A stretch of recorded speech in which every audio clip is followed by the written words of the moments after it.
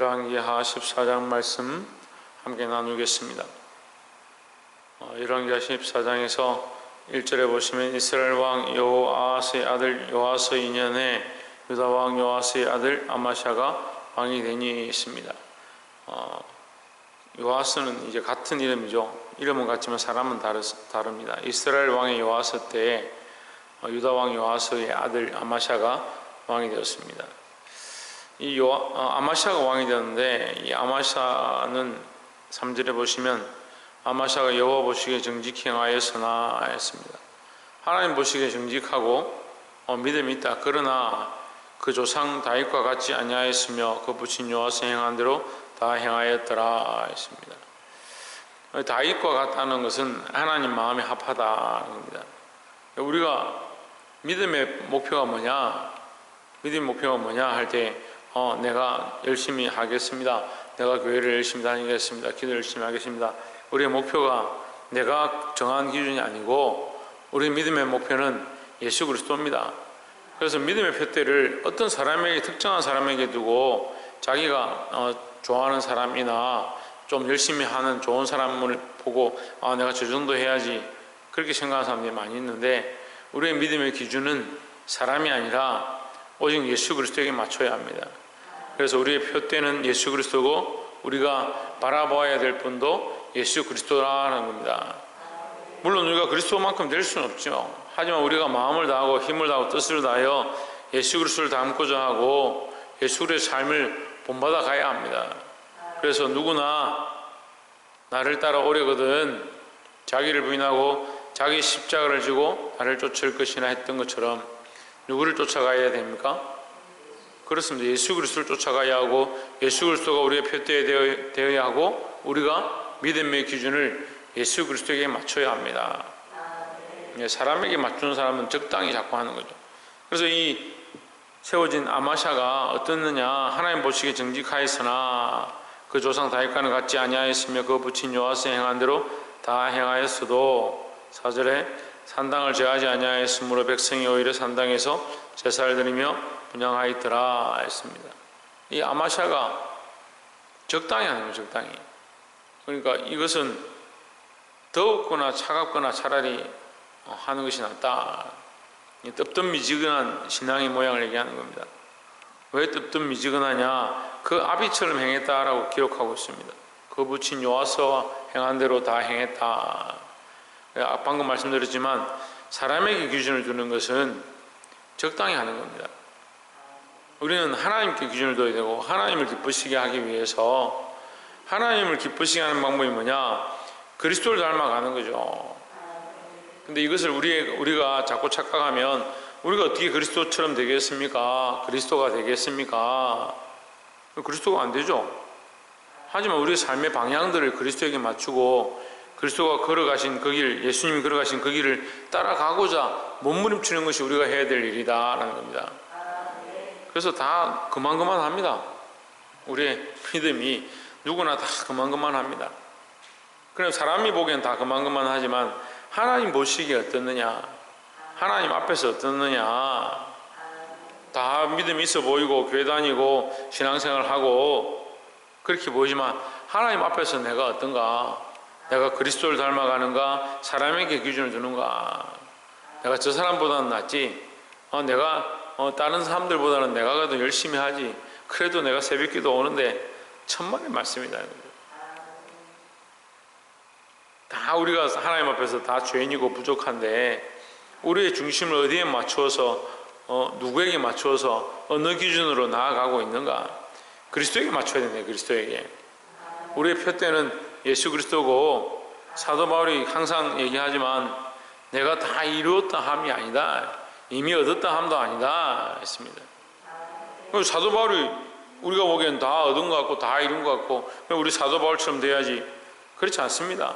내가 그리스도를 본받는 같이 너희는 나를 본받으라 했으니까 우리가 본받아야 될 대상은 바울이 아니고 사실은 예수 그리스도인 거죠. 우리가 바라봐야 될 것은 바울이 아니고요, 사람이 아니고 예수 그리스도라는 겁니다. 이 그리스도를 바라보고 믿음으로 싸워 승리하시기를 주의 이름으로 축원합니다. 근데 이 아마샤가 그래도 하나님 앞에 정직하게 행한 것이 있어서 그 나라를 하나님께서 회복하시고 부강하게 하니까 이 아마샤가 교만해졌습니다. 9절에 이스라엘 왕 요아스가 8절에 보시면 아마샤가 예후의 손자 요아스의 아들 이스라엘 왕 요아스에게 사자를 보내어 이르되 오라 우리가 서로 대면하자 했습니다. 이 대면하는 것이 우리가 서로 교제하자 이 말이 아니고 한판 붙어보자, 한번 싸우자 이 말이죠. 힘을 겨뤄보자. 내가 좀 많이 강해졌으니까, 우리가 좀 군사가 많이 생기고 힘을 얻었으니까 한번 붙어보자 이렇게 얘기를 한 거예요. 9절에 이스라엘 왕 요아스가 유다 왕 아마샤에게 보내어 이르되 레바논 가시나무가 레바논 백향목에게 보내어 이르기를 내 딸을 내 아들에게 주어 아내를 삼게 하라 하였더니 레바논 들짐승이 지나가다가 그 가시나무를 짓밟았느니라 했습니다. 여기 가시나무라는 것은 유다의 아마샤 왕을 얘기하는 거죠. 네가 어떻게 이렇게 교만해가지고 아무것도 아닌 짓밟힐 것 같은, 짓밟힐 수밖에 없는 그런 연약한 존재가 왜 이렇게 교만하냐 얘기하는 거죠. 10절에 내가 에돔을 쳐서 파하였으므로 마음이 교만하였으니 스스로 영광을 삼아 공에나 가라 어찌하여 화를 자취하여 너와 유다가 함께 망하고자 하느냐 했습니다. 결국 그래서 전쟁이 나죠. 전쟁이 나는데 이 아마샤가 대패를 합니다. 얼마나 망하느냐.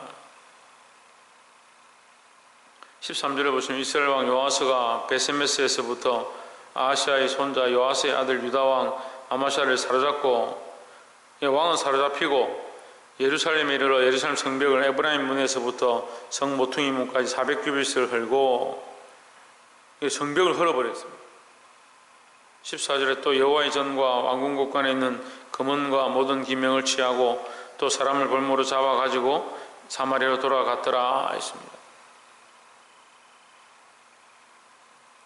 누가 옆집하고 싸웠는데 옆집이 우리 집에 와가지고 집에 문짝을 다 떼가버리고 벽을 반쯤 헐어놓으면 어떻게 잡니까? 문이 다 열렸고 벽이 다 헐어져 있는데 얼마나 비참하겠습니까? 물론 그렇게 신고하면 되죠. 그런데 이 지금 아마샤가 어떻게 합니까? 교만해가지고, 여기서 우리가 봐야 될 게 뭐냐? 교만은 패망의 선봉장입니다. 우리는 철저하게 하나님 앞에 겸손해야 합니다. 우리에게 세워주신 것이나 우리에게 주신 모든 것들이, 우리에게 채워진 모든 것들이 누구에게서부터? 하나님의 은혜로부터 온 것인 줄 알아야 합니다. 조금 잘 되니까 하나님 좀 그래도 긍휼히 여기시니까 자꾸 교만한 거예요. 인생들이 회복이 없고 고침이 없고 치료가 없으면 오히려 더 겸손할지 모르겠어요. 사람은 다치면요 이게 회복이 됩니다. 치료가 됩니다. 그게 뭡니까? 그게 뭐예요? 하나님 은혜요. 참 하나님 은혜를 모르고 사네. 우리가 고쳐지고 치료되어지고 우리가 자다 눈을 뜨고 일어나 앉고 음식을 먹을 수 있는 것 자체가 다 하나님 은혜요. 감사를 모르는 거예요. 하나님께 감사를 모르는 사람들은 이게 하나님 은혜인 줄 모르는 거죠. 자기가 얻은 이 부와 영화, 하나님께서 회복해 하신 것, 이게 하나님 은혜인 줄 알아야 되는데 자꾸 인간들이 어디 돌리냐? 자기에게 돌리는 겁니다. 자기에게. 자기 사랑이 따로 있는 게 아니요, 교만한 게 자기 사랑이에요. 자기가 했다고 생각하는 거죠. 내가 건강해서 회복되었지, 내가 지금까지 잘 살아서 다른 사람들이 내게 잘하지, 착각하고 사는 겁니다. 우리가 하나님 은혜가 없으면 잠시도 살 수 없다는 그 사실을 기억해야 합니다. 헤로드 왕이 교만해서 군중들 앞에 섰을 때에 그가 스스로 높아져서 자기가 하나님인 척 하니까 하나님께서 그에게 충을 보내서 충이 먹어서 당장 그 자리에 쓰러져서 죽게 만드십니다. 하나님 얼마든지 우리를 그렇게 할 수 있습니다. 그냥 하나님 두려워하고 하나님을 인정하고 예수 그리스도를 인정하는 자들이 되어야 됩니다. 왜 자꾸 자기에게도 공로를 돌리고 스스로 자꾸 교만하냐? 이 교만한 것이 망하는 비결이다. 우리는 망하는 비결이 아니라 하나님의 은혜를 경험하는 비결 가운데 서기를 주의 이름으로 축복합니다. 마지막으로 25절에 24절부터 보면 여호와 보시기에 악을 행하여 이스라엘로 범죄케 한 느밧의 아들 여로보암의 모든 죄에서 떠나지 아니하였더라. 이 아마샤가 죽고 나서 아마샤 15년에 이스라엘 왕 요아스의 아들 여로보암이 사마리아에서 왕이 되어 41년을 위에 있으며 했습니다. 예, 유다 왕은 아마샤고 이제 이스라엘 왕은 누가 되었냐? 여로보암이 왕이 되었습니다. 이 여로보암이 왕이 되었는데 24절에 보면 여호와 보시기에 모든 악을 다시 행하기 시작했다. 25절에 보시면 이스라엘 하나님 여호와께서 그 종 가드 헤벨 아미떼의 아들 선지자 요나로 하신 말씀과 같이, 이게 아미떼의 아들 요나는 요나서를 기록한 자죠. 예, 그는 요나를 얘기합니다. 그 요나로 하신 말씀과 같이 여로보암이 이스라엘 지경을 회복하되 하마너기에서부터 아라바 바다까지 하였으니 했습니다. 자, 이것도 우리가 이해하기가 힘들 수 있습니다. 24절에 보면 분명히 그가 범죄하고 이스라엘로 죄를 짓게 만들었는데 25절에서 그가 그래서 망한 것이 아니고 그 땅을 회복케 하셨다. 이게 무슨 앞뒤가 안 맞는 말씀이냐? 앞뒤가 안 맞는 것이 아니고 사람의 기준에는 앞뒤가 안 맞는 겁니다. 근데 하나님의 기준은 뭡니까? 긍휼과 자비고 하나님의 은혜입니다. 그래서 다시 말하지만 사람의 기준은 다치면 죽어야 되는 게 사람의 상식입니다. 근데 하나님은 다치면 회복하게 만들어 놨습니다. 우리 사람을 그렇게 만드셨다고요.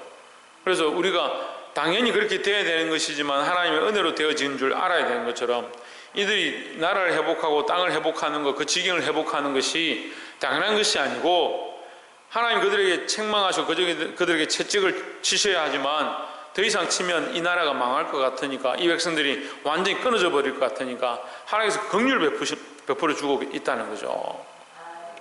그런데 인생들이 이걸 잘 모르는 거예요. 지금 오늘 열왕기하 14장 가운데 하나님 뭐라고 말씀하시느냐?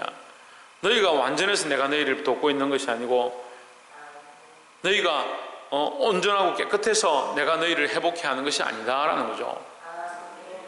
하나님의 긍휼과 하나님의 사랑이 우리를 구원하시고 우리가 온전해서 예수 그리스도를 십자가에 못 박아 죽이게 하시지 않았습니다. 뭐가 문제입니까? 우리가 죄가 문제예요. 우리가 죄인인 게 문제죠. 우리의 죄 때문에 예수님 십자가에 못 박혀 죽으셨는데 자꾸 인생들은 어떻게 착각하느냐? 내가 이만큼 했으니까 구원받았고, 내가 이만큼 했으니까 복을 받았고, 내가 이만큼 했으니까 이렇게 된 거 아니냐? 그래서 자꾸 어떻게 생각합니까? 내가 했다. 그게 교만인 줄 모르는 거죠. 하나님 우리에게 긍휼을 베푸고 있고 우리를 그런 진노 중에도 긍휼로, 사랑으로, 은혜로 회복해 하시고자 계속 하는데 그걸 잘 모르는 거예요. 26절에 이는 여호와께서 이스라엘이 고난이 심하여 매인자도 없고 노인자도 없고 이스라엘 도울 자도 없음을 보셨고 했습니다. 그러니까 이게 무슨 말이에요? 이스라엘은 스스로 일어날 힘도 없고 나라를 회복할 힘도 없고 그 지경을 회복할 능력도 없다. 그 말씀이 지금 본문에 얘기하는 거예요. 이스라엘의 고난이 심해서 그들이 얼마나 맞고 맞았는지 정신을 못 차리고 그들이 회개하고 돌이키면 하나님께서 회복해 하실 건데 계속해서 고난을 당한다. 계속해서 침공을 당하고 그 땅을 빼앗긴다. 그런데 더 이상 내버려두면 아예 나라가 없어져 버릴 것 같다. 그래서 하나님 진노 중에 뭘 하는 겁니까? 긍휼을 베푸고 계시는 것을 말씀하고 있는 거예요. 27절에 여호와께서 또 이스라엘의 이름을 도말하여 천하에 없이 하겠다고 아니하셨으므로 요아스의 아들 여로보암의 손으로 구원하심이었더라 했습니다. 자, 그러면 여러분, 요아스의 아들 여로보암의 손으로 구원함은 요아스의 아들 여로보암이 믿음으로 살아서 하나님의 말씀을 정직히 행해서 율법대로 지켜 행해서 아니라는 거죠. 하나님이 그 땅을 긍휼히 여기시기 때문에 이 일을 하셨다라는 거죠. 그래서 우리가 기억해야 될 것은 하나님의 은혜다. 우리가 살아있는 모든 것이 하나님의 은혜고 지금 우리에게 주어진 모든 것이 하나님의 은혜고 우리가 호흡하고 있는 것도 하나님 은혜고, 우리가 병이 들어도 회복해 하시고 치료하시는 것이 하나님의 은혜라는 거죠. 이 하나님 은혜를 모르면 자꾸 어떻게 생각합니까? 내가 원래 그렇지, 사람이 먹고 건강해지는 건 당연한 거 아니냐, 그런 착각들을 하는 겁니다. 우리가 매 순간순간 하나님 은혜로 살아가는 것을 잊지 마시고, 지금 오늘 이 시간도 하나님 은혜로 우리가 이 자리에 있다는 것을 기억하고, 우리가 하나님의 이름을 부를 수 있는 것, 예수 그리스도의 이름으로 기도할 수 있는 것도 하나님의 은혜고, 우리가 이 예배 가운데 나와서 성령의 역사하심으로 이 말씀을 듣고 감동을 받고 깨닫게 되는 것도 하나님의 은혜인 줄 기억하고, 늘 하나님 앞에 영광을 돌리고 감사하시기를 주의 이름으로 축원합니다. 기도하겠습니다. 이제 우리 말씀